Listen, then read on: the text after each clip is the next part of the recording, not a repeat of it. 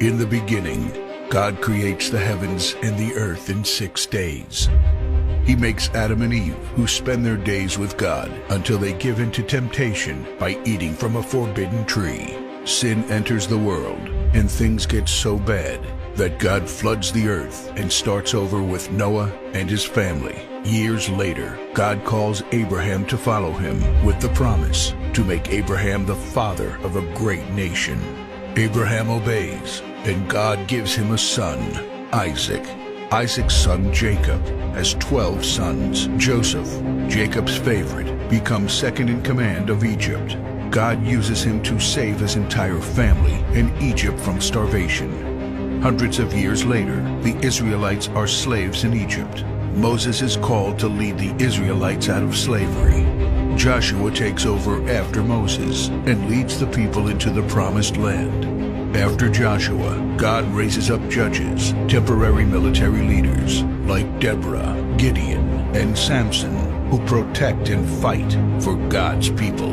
The people tire of this leadership, and they call for a king. God gives Israel King Saul, King David, and then King Solomon.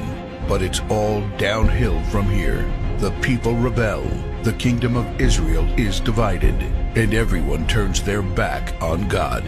Prophets like Elijah, Isaiah, Micah, and Jeremiah warn that if people don't repent of their sins, there will be consequences.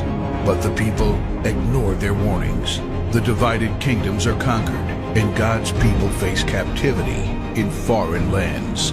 People like Daniel show great courage and stand up for God when no one else does.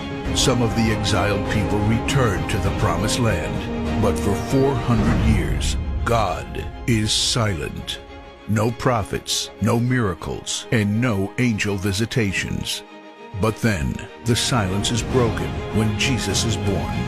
He lives a perfect life, teaches truth, and performs miracles, proving He is God. He shows us the full extent of God's love by taking our place and dying on the cross for our sin. He is placed in a grave, but 3 days later, Jesus rises again, conquering sin and death. His followers travel the world, sharing the good news of His love and starting churches.